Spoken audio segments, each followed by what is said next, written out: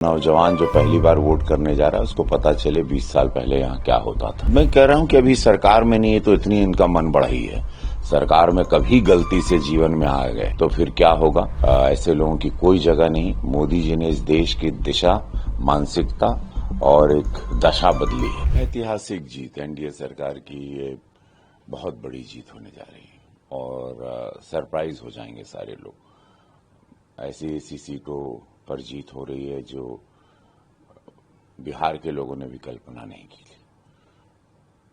बहुत बड़ी लहर है और इसका पूरा श्रेय यशस्वी प्रधानमंत्री मोदी जी को और नीतीश कुमार जी की छवि, उनकी कार्यशैली को जाता है। योजनाओं का विकास, ये विकास की जीत होगी। बिहार अपनी अस्मिता, अपने सम्मान के लिए वोट कर रहा है।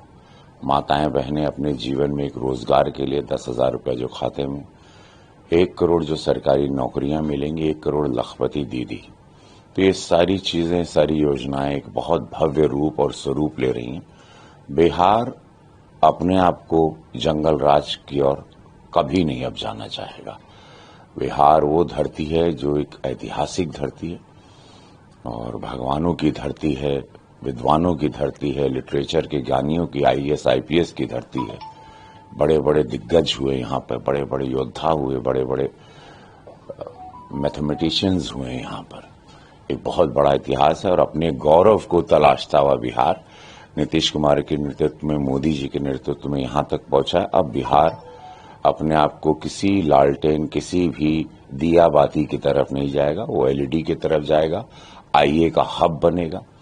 जो सिलिकॉन वैली में हमारे बिहारी बच्चे दूसरे देशों को फायदा देते हैं, अब हमारे बच्चे यहीं ट्रेंड होंगे और यहाँ से अब मुझे लगता है बिहार जो मुझे दिखाई दे रहा है एक ऐसी बड़ी छलांग लगाने वाला है कि पूरे देश को गर्व होगा इस राज्य में। जिस तरीके से सर बयान सुनने में आ रही कांग्रेस की तरफ से कट्टा को लेकर, प्रधानमंत्री के संपत्ति को लेकर के और तरह तरह के RJD के समर्थकों की बातें आ रही है, रंगदार बनने के, इतिहास तो याद दिलाना होगा क्योंकि नौजवान जो पहली बार वोट करने जा रहा है उसको पता चले 20 साल पहले यहाँ क्या होता था।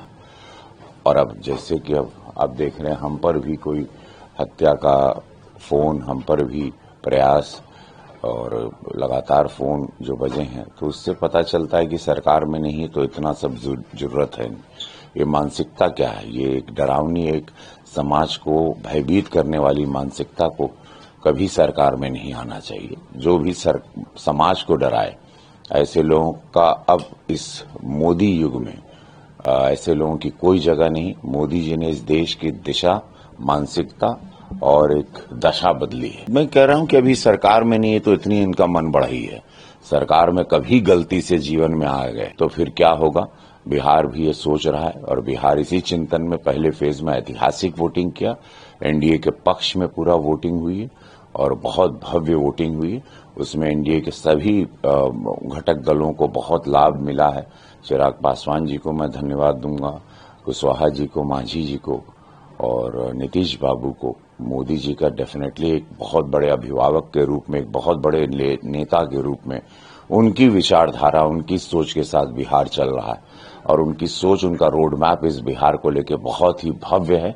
आने वाला समय बताएगा। 14 तारीख के बाद 18 को जब भी सरकार गठित होगी, बिहार बहुत बड़ी छलांग, बहुत बड़ी उड़ान लेने वाला है। अपोजिशन भी दावा कर रहा है कि 18 को शपथ लेंगे, बदलाव की बात कर रहे हैं। वो लोग सब अपने घर में लेंगे, हम लोग प्रॉपरली बिहार के साथ लेंगे। सर आपसे लगातार जो है एयरपोर्ट पे तेज प्रताप यादव जी से मुलाकात हुई, बातचीत भी हुई, अच्छा ताल्लुका था आपका उनसे, क्या कहिएगा उस मुलाकात के सर? बहुत अच्छा, अच्छे इंसान है, बहुत अच्छा है और बाकी अब सब कुछ कैमरे पे नहीं बोलना चाहिए। सर उनसे जब पूछा गया था समर्थन देने की बात, तो उन्होंने कहा था जो विकास करेगा, जो तरक्की करेगा, जो बिहार को आगे ले जाएगा उसको समर्थन। मोदी जी के साथ हर व्यक्ति आना चाहता, हर पार्टी आना चाहते, हर युवा आना चाहता, हर युवा उनके साथ है। उसमें तेज प्रताप यादव भी एक युवा है, अच्छी सोच के, भले मानस है। और दमन-दीव में चुनाव के जो है नतीजे आ रहे हैं, बीजेपी जो है आगे दिख रही, जीत तक दिख रही, क्या कहेंगे सर? विकास, सच्चाई, निस्वार्थ संत मोदी जी जहां पर है वहां जीत आपको दिखाई देगी सदैव, याद रखिएगा।